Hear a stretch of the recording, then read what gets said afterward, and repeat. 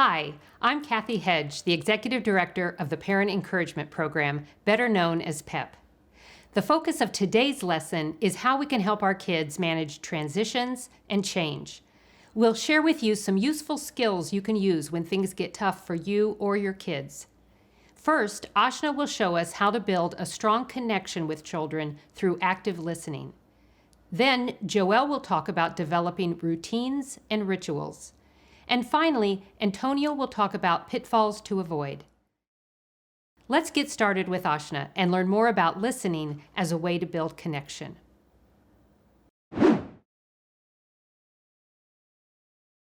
Connection is a basic and universal human need.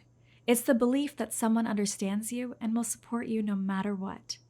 Connection is the key to successful parenting. Connection leads to cooperation, teamwork, and more peace at home. Connection also helps build a child's self-confidence as they learn that we trust them and that they are capable of rising to challenges at home and elsewhere. But now more than ever, we may be feeling disconnected. Busy lives and children's activities create more work for parents. And there's often health and financial stress, making it harder for us to make time to connect with our kids. Even when families are home together, they may be on their screens and not communicating with each other. The end result is that many children are feeling less connected to family and friends. Let's look at tools for connection. The first tool is listening. Sounds pretty simple, but we often don't do it as much as our kids need us to. Instead of listening, we tend to nag, lecture, over-explain, and even yell at our kids. A famous interviewer once said, "I never learned anything while I was talking. If your mouth is open, then you're not listening." The first trick for learning how to listen is to breathe. When your child comes to you with a complaint, an excuse, a story, even a question, and you open your mouth to speak, stop and take a breath instead. This breath is like your traffic signal telling you to slow down, look both ways, and think about the road ahead. Sometimes having a parent stop what they're doing, pay attention, and really listen is all a child needs. There are times when a child is done sharing, then moves on to another activity, and you haven't said a word. Listening doesn't have to mean total silence from you. You can respond to what your child says with compassion and empathy by using phrases like, "That sounds really hard," or even a simple, "Wow." No judgment, no advice. Just let your child say what they need to say and acknowledge that you've heard them. You can also use a technique called reflective listening. Reflective listening means you take that breath, really try to hear and understand what your child is saying, and then reflect back what you're hearing. Here are some examples of a child managing change and different feelings reflected back by the parent. Mr. Bloom didn't let me give my presentation today. What happened? Tell me more.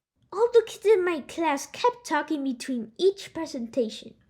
It wasted so much time and there wasn't enough time left for my presentation. Oh, wow. It sounds like you're feeling really disappointed and frustrated. You put all that hard work into getting your presentation ready for today. Then your teacher didn't deal with disruptions, and there wasn't enough time for you to give your presentation. Yeah, I'm really frustrated that he didn't say anything to the other kids, and I'm disappointed because I was so prepared. Here's the same scene, but without reflective listening. Mr. Bloom didn't let me give my presentation today.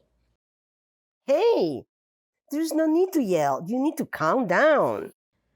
All the other kids were talking between presentations and he didn't do anything about it. And we ran out of time. It's so stupid. Oh, honey, it's no big deal. You'll give the presentation tomorrow, right? Now you have more time to get ready. I don't need more time to get ready. I was ready. There is no reason to be upset about it. Just do your best tomorrow. Ugh! Did you sense how disconnected that felt? The parent was telling the child how to feel and trying to fix everything. And this doesn't work to calm the child. Here is one last version of the same scene with a different feeling attached to reflective listening. Mr. Bloom didn't let me give my presentation today. What happened? Tell me more. He put off my presentation until tomorrow just because the other kids took up all the class time. I was ready for today, and I'm gonna hate doing it tomorrow. I wonder if you're feeling really anxious about doing the presentation tomorrow. Like it's hanging over your head for another day? Yeah, I'm just worried about it. I wish it was different. I can hear you're worried. And I've seen you do well in tough situations before. I believe in you. Did you notice how the child started to calm down when the parent wasn't problem solving? When we get caught up in their strong emotions, we turn up the heat right when they need a way to cool down. Reflective listening helps children calm themselves because by naming the emotion, we're letting them know we acknowledge what they feel. Many of us did not grow up this way, so this may seem awkward at first, but it's a powerful tool. We want to help our kids. Our instinct is to solve problems and to tell them what to do, but when we really listen without jumping in to solve their problems, children feel heard and understood. So far, we've learned that listening to our children, really listening, can help them better handle transitions and change. Now, we're going to talk about 2 more tools we can use to support our kids: routines and rituals. Here's Joelle with more.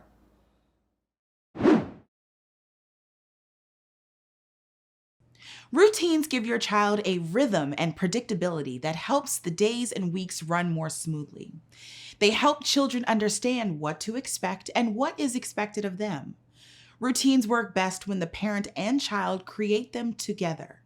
When kids create their own routines, they feel empowered. And when kids feel empowered, they are more likely to cooperate. Setting up routines should be age appropriate. Young children can draw a routine chart with a picture of a toothbrush for bedtime.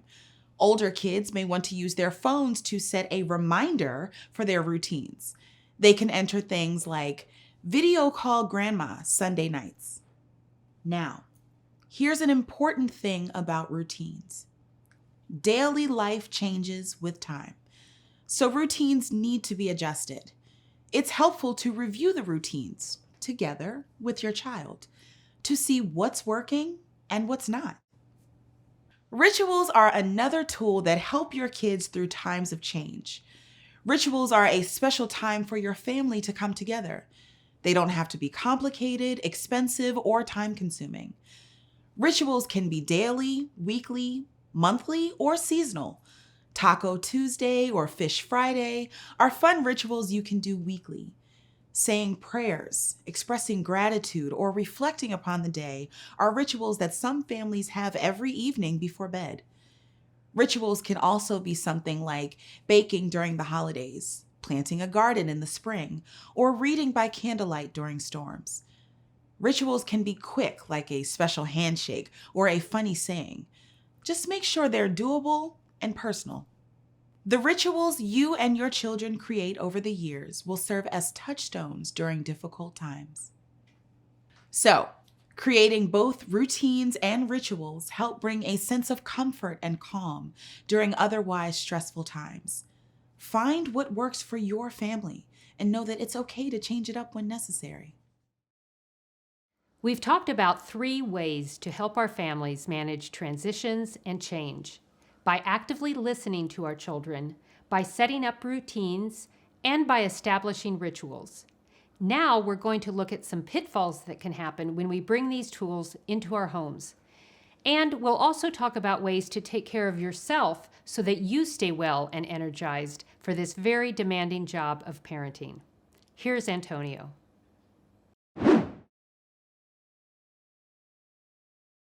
One of the most common pitfalls is when all of these new tools just don't work. Maybe you use reflective listening, but your child still freaks out. Maybe you get the dreaded eye roll when you start a new routine. Maybe you faithfully make tacos every Tuesday and nobody gets excited about it. This is perfectly normal. Life isn't a scripted video. The feedback you get from your children probably won't look the way you want it to look. But keep including them in the decision-making process of routines and rituals so they feel valued and involved. And stick with it. The results will come slowly but surely. And the effort is what matters. Another pitfall is that kids grow up. People move or change schools. Family dynamics can change. Life happens. The key is to be flexible. It's okay to order those tacos when you're busy or push Taco Tuesday to Wednesday. If you can't plant a garden this year, buy a houseplant.